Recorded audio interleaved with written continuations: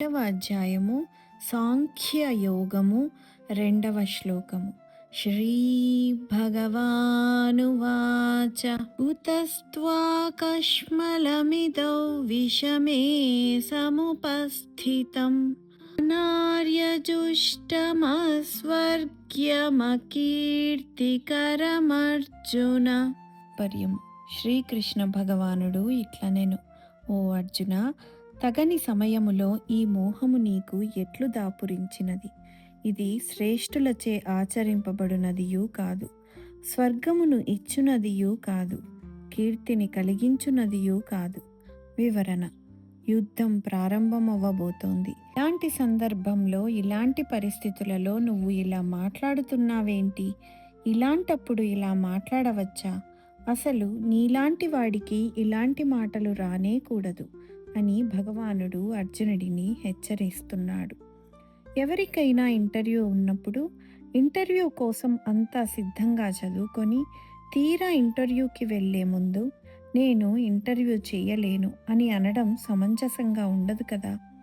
ఒక పరీక్షకు ప్రిపేర్ అయిన విద్యార్థి మొత్తం అంతా చదువుకొని పరీక్ష గదిలోకి వెళ్ళే ముందు నాకు భయం వేస్తుంది, నాకు ఆత్మవిశ్వాసం సరిపోవడం లేదు, నేను ఈ పరీక్ష రాయలేను అని అనడం ఎలా ఉంటుంది? మనసుని గెలిచేవాడే గెలుస్తాడు, మనసుతో ఓడేవాడు ఎప్పుడూ ఓడిపోతూనే ఉంటాడు. మనోబలము, ఆత్మవిశ్వాసము ఎప్పుడూ కోల్పోకూడదు. అర్జునుడు కూడా గతంలో కౌరవులను ఒంటి చేత్తో గెలిచిన సందర్భాలు ఉన్నాయి. ఉత్తర గోగ్రహణ సమయంలో ఉత్తర కుమారుడితో కలిసి అందరినీ ఓడించాడు. అలాంటి అర్జునుడికి ఇలా ఈ విషమ పరిస్థితుల్లో ఈ మోహము ఎలా ఆవరించింది అని అడుగుతున్నాడు. నీ మోహము వలన వెనుకంజ వేయడం అనార్యమైనది, అస్వర్గమైనది మరియు అకీర్తికరమైనదని భగవానుడు మందలిస్తున్నాడు. ఆర్యులు చేసే పనిని జ్ఞానులు చేసే పని, అనార్యమైనది, ఆచరించడానికి తగనిది అనగా అజ్ఞానులు చేసే పని అని మనం అర్థం చేసుకోవాలి. ఇలాంటి పరిస్థితులలో యుద్ధము చేయను అని అనడం స్వర్గానికి కాదు కదా, నరకానికి దారి తీస్తుంది మరియు అకీర్తిని కూడా కలుగజేస్తుందని హెచ్చరిస్తున్నాడు.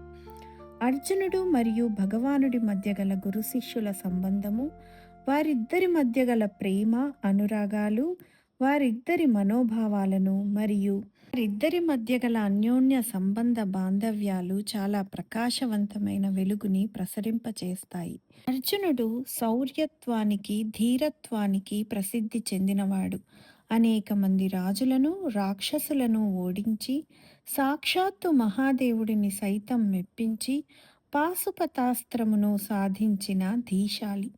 దేవలోకంలోనూ దేవతలచే, గంధర్వుల చేత కీర్తింపబడ్డవాడు. అలాంటి కీర్తిని సంపాదించిన అర్జునుడు అపకీర్తిని మూటగట్టుకోవడానికి ఎలా పూనుకున్నాడు అని భగవంతుడు ఇక్కడ గుర్తు చేస్తున్నాడు.